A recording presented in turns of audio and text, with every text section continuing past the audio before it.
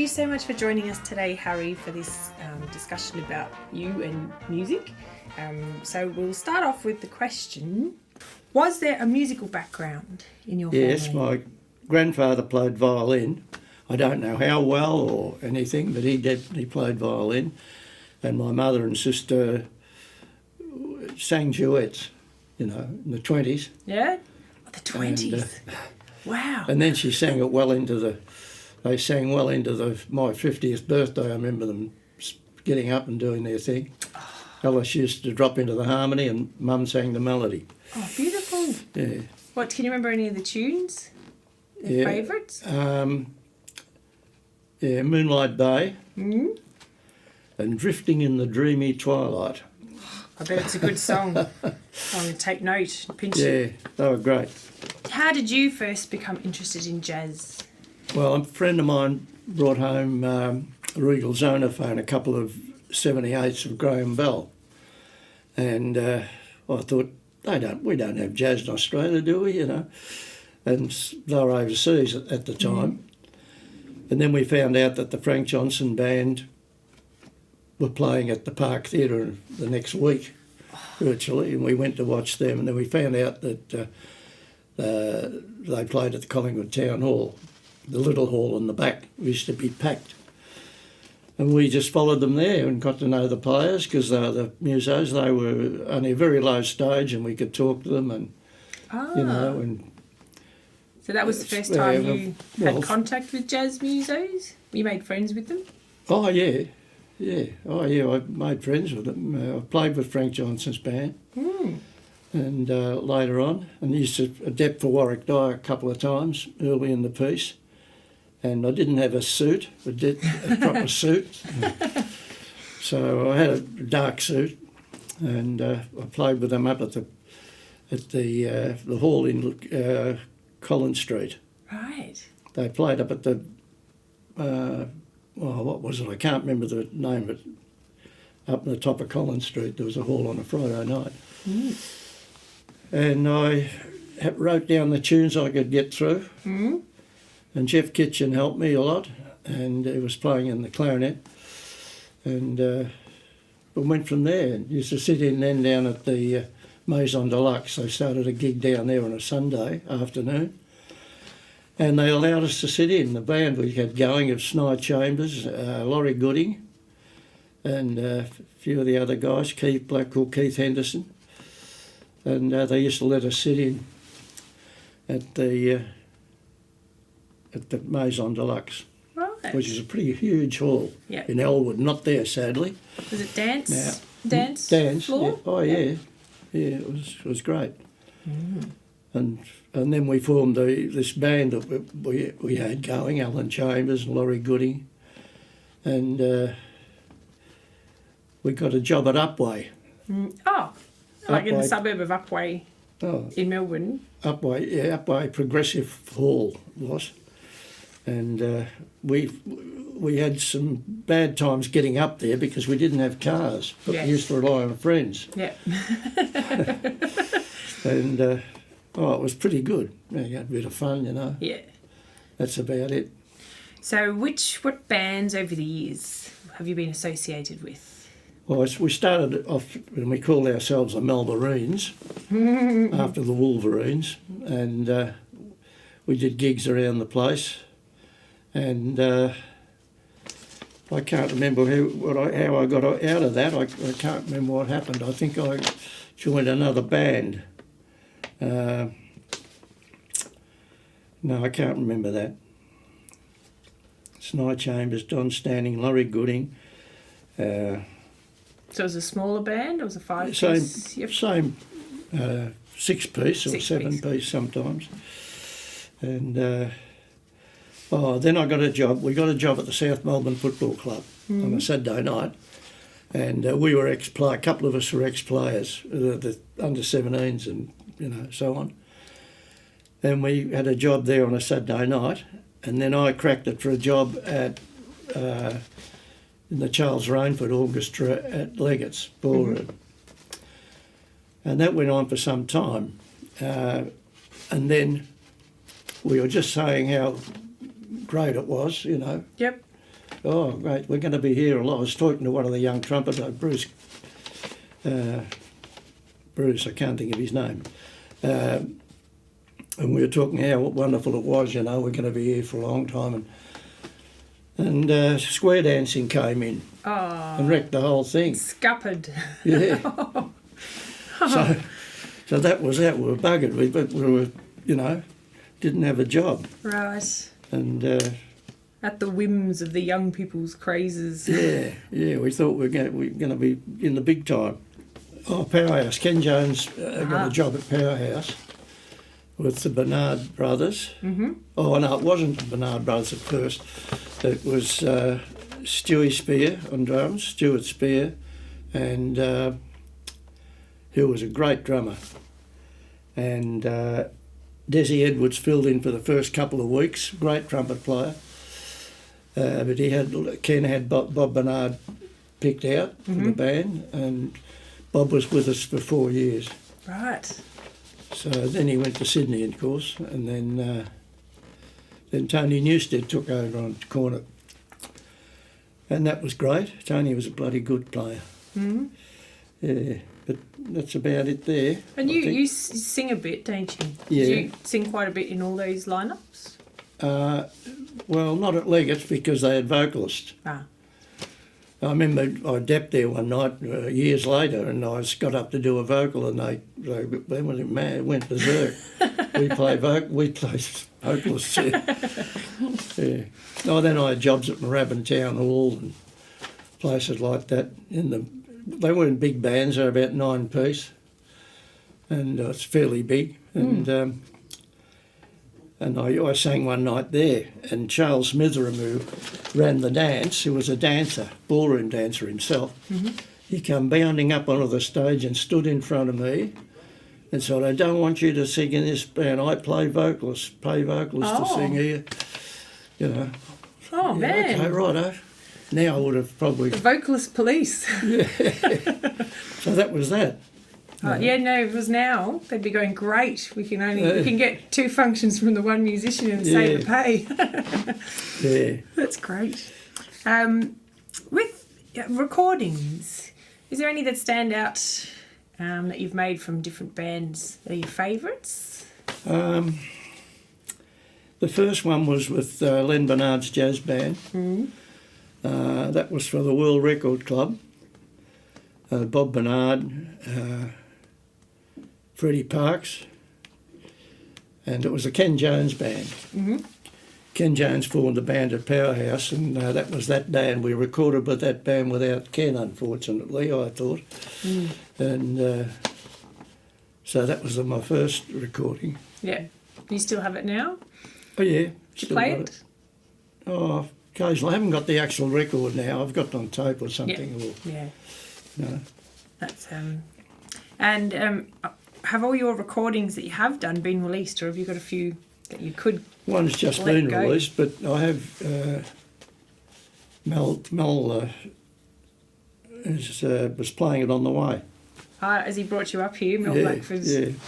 Yes, that's exciting. So you've got a new one, but is that stuff from across the years? Yeah. Yeah, that'll be wonderful. Yeah. So if I was to move on to musicians who've made an impression on you, yes. Australian or international, are there some that spring to mind? Well, here there was the Johnson Band. Jeff Kitchen was a very good player, and Cyril Watts, Si Watts, my teacher, and overseas, Si Watts put me on to Jack Teagarden and and so on, and then I started to buy Jack Teagarden records, and he's a beautiful player, and Bill Rank, who played with Big Spiderbeck, I was interested in Bill's playing, just the mere facility, how he used to get over the horn, I liked Bill's playing. Wrote to him and got a letter back, yeah. Oh, great. What did you say? Was it a fan letter? Yeah, it was a fan letter. Cool. Just that, we were interested in him playing, me and my friends and I. And so we just kept on getting Bix records with Bill Rank on them and Jack Teagarden records, and I used to have a little practice room, and my grandmother used to live next door, and I had the back room, so that was very handy. All my records, all 78s in those days, and that was good fun. And how did you end up with the trombone? What was the story for how you ended up? Well, I started off on drums with this band, with Sny Chambers and Laurie Gooding, and we didn't have a trombone player. Oh, that'll do it. and Reg Grant, the trumpet player, wouldn't practice either. And I said, I'll get a trumpet then. No, I'll practice. And I said, well, I'll get a trombone. We haven't got a trombone. So I bought the trombone and went up to Clement's musical service, which was top of Little Collins Street, and bought an Amati trombone, which was Czechoslovakian. And they were pretty cheap, and he couldn't get American instruments at that stage, only second hand. And then I bought a second hand Buscher trombone off Johnny Rich. Johnny played with the Graham Bell band. He wasn't essentially a jazz player, but he could read music, and he was a very good bloke and a good player, excellent. And so I took lessons from Johnny Rich. And the rest is history. Yeah. What would you consider would be the highlights of your jazz playing? Well, the highlight was going to America with Ken Jones' band. Playing in the Ken Jones band was terrific. It was a terrific band. There's Bob Bernard in full flight for 4 years. Stewie Spear was a terrific drummer as well, and the Powerhouse Band went for 8 years, and it was a very good band. And Tony Newstead replaced Bob when he went to Sydney, and so Tony was excellent. And then we used to back up all the people, artists that were sent from Channel 9 for Sunday night. We had a guest artist every Sunday night. Sometimes we had to read music. When we had to read music, we got Alan Eaton and what's his name? Alan Hill, trumpet player. Alan. Or Paddy Fitzallen sometimes, a trumpet player, came in, and we used to get through the arrangements. So that was good. And we had an excellent pianist, of course, at Powerhouse, with Graham Coyle, who knew everything, all the stuff, An oracle. Yeah, he was a great pianist, Graham. And, of course, Fred Parks was a bloody great clarinet player, He was fantastic. We all got on well, and, we didn't practice much. Well, we practiced individually, but we didn't practice as a band much. But we just name a song, and if someone knew it, away we'd go. Sometimes we'd have rehearsals when we didn't know we all didn't know the song, or something's a bit complicated or something.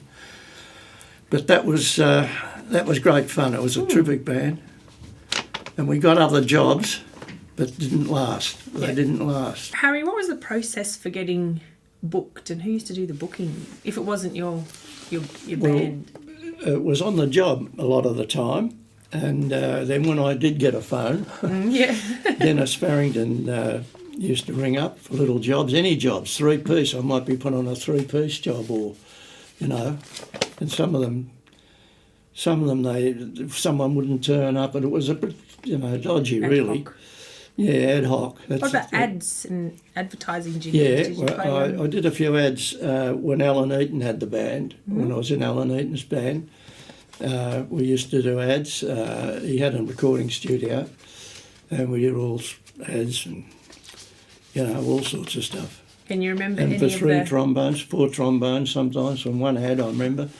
And Jackie Glenn was playing first trombone, and I remember I couldn't hear myself. He had such a big sound. I could hardly hear myself. Jack Glenn was a beautiful player, and a lovely trombone player.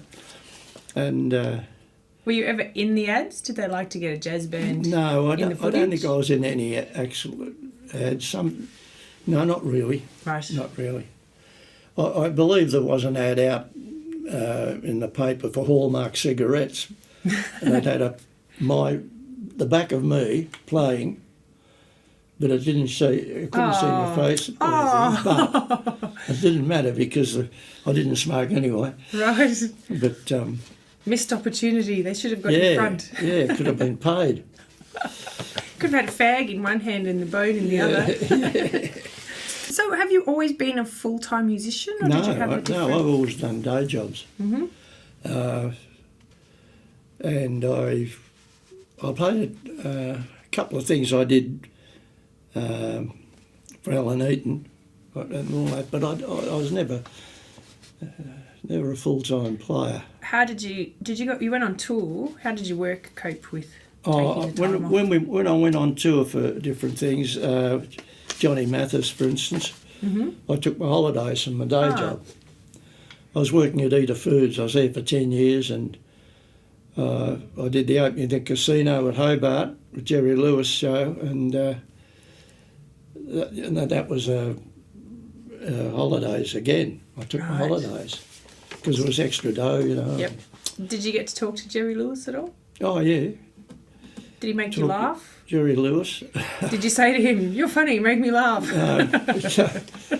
One night we opened the lift door. Ivan Cocking was one of the other trombone players, and we opened the doors of the lift open, and there was Jerry Lewis straight ahead of me, you know. I said, "Oh, good day, Jerry." And he'd hit a kid with a golf ball the day before. And it was in the papers and everything, you know. And I said, "Sorry about the bad luck about the golf, you know." He said, "Yes," and that was it. Right. You know, his little lift stopped and he got out, you know. But, yeah, he was all right. Right. There was all sorts of stories about him, you know. He does this and he wants this and wants that. And, but, you know, it didn't happen, nothing like that. He was okay. What about you and your rider? Did you have any demands for the rider when you were on tour? Say, I need this scotch, and those whiskies, and M&Ms with the red ones removed, and... Oh, no, we didn't have anything. No, I didn't have anything. Did you get fed and watered on the gigs? Only on the tours. Right. Oh, yeah, on but the tours. But a regular spot, the pub, they wouldn't... We did all Australia with Johnny Mathis. Mm-hmm. Oh, that was good, yeah. It was like a banquet every night, you know. Yeah. And Jerry Lewis, well, that was a casino. That was good too. Yeah. That was excellent. And Australia's first casino it was. And I did, other guests had come to where there was Powerhouse every night, every Sunday night, and, you know, we'd get in readers that could read the music, if any of the fellas couldn't read. And that was excellent. It was a great band. What's something surprising about you that your regular punters and fans wouldn't know? I don't know. I can't think of anything. Are you big into sport at all? Oh, yes, I was a cricketer. I was a cricketer for years. I started off at Albert Park, and then I went to South Melbourne. Tried to get a game there. They had 3 test players there when I was there in the first. Lindsay Hassedy and Johnson and Keith Miller.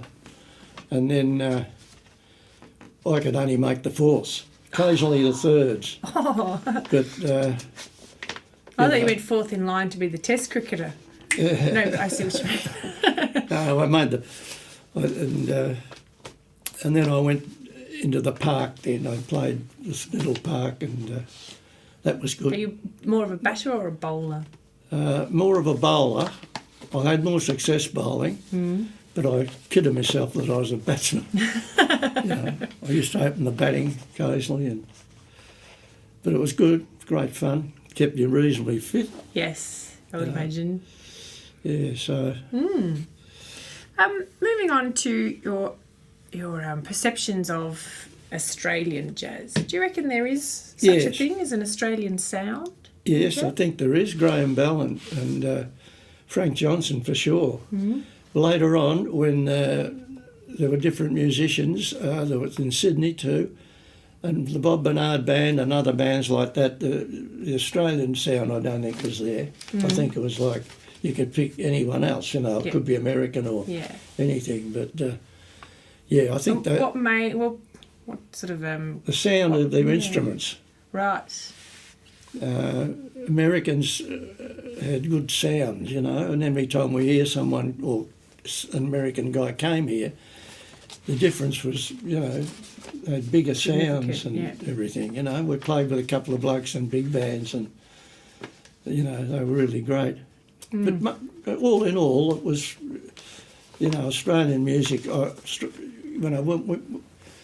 Fellas like Paddy Fitzallen, when he used to come, a trumpet player, he was one of Bob Bernard's teachers, and he could play. He could really play, you know, and they had not necessarily Australian sound either.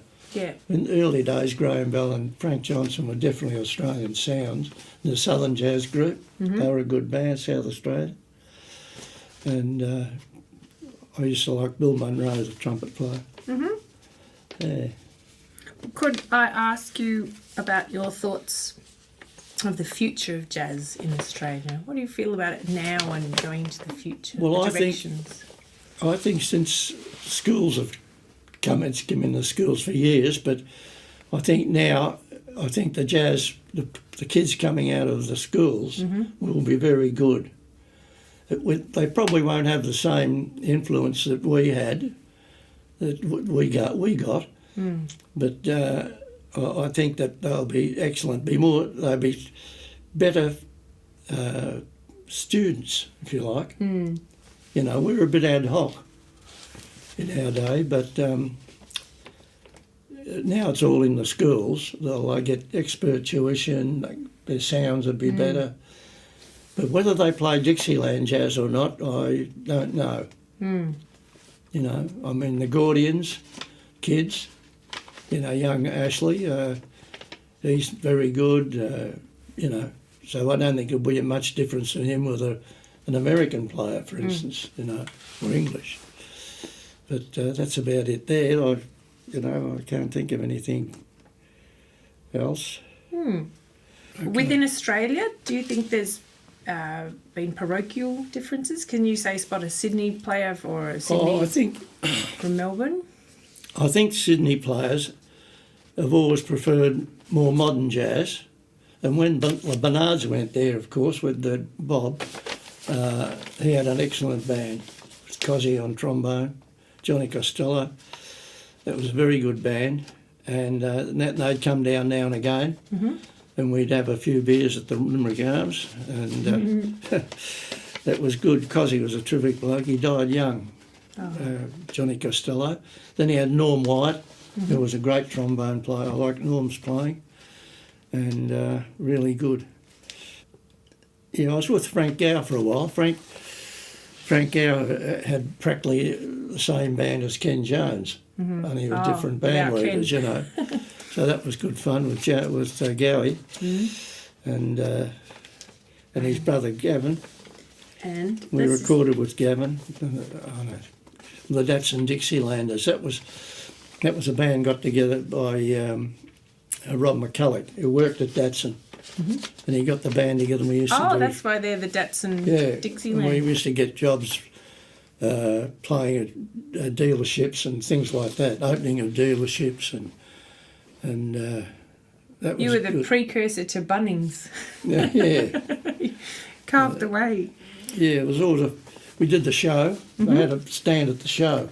Oh, great. And we used to do the showgrounds, and Rob was on a diet, so he had drank diet ale, so he used to go and get a dozen bottles of big bottles of diet ale for us.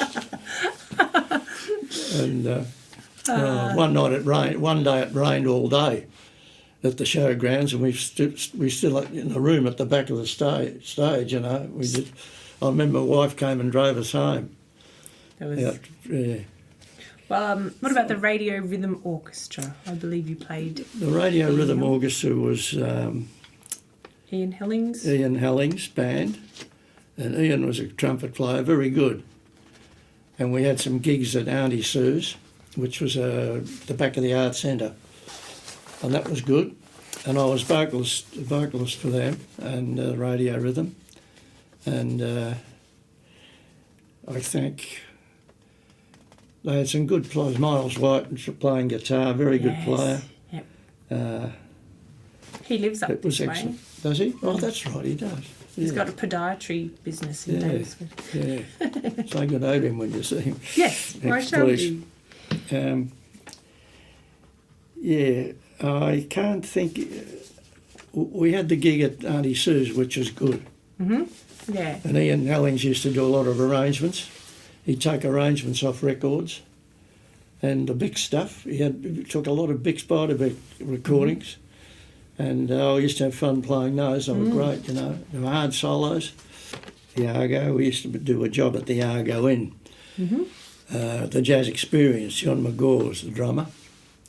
And it was a place where singles met all the time. And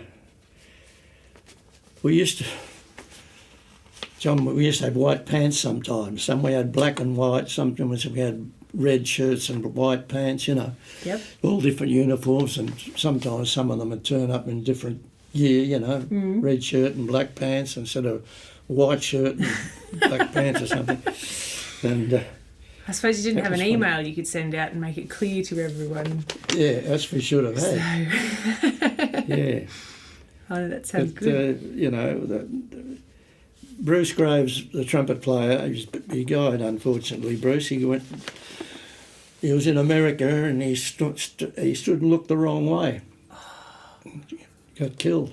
Bruce. Yeah, he was a very good trumpet player. He wasn't a Dixieland trumpet player, but he was. He was good nonetheless. Good nonetheless. Bloody good reader. Yeah, and John McGaw was a funny guy, Butte bloke. Was running around everywhere. He worked for a grog company. Right. Oh, that's handy. Yeah. So you had your Datsuns, your car covered, your grog covered. Yeah. Eat your food, your food covered. Yeah. He had it was a good band. Good times. Of all the touring you've done, which would have been your favourite tour?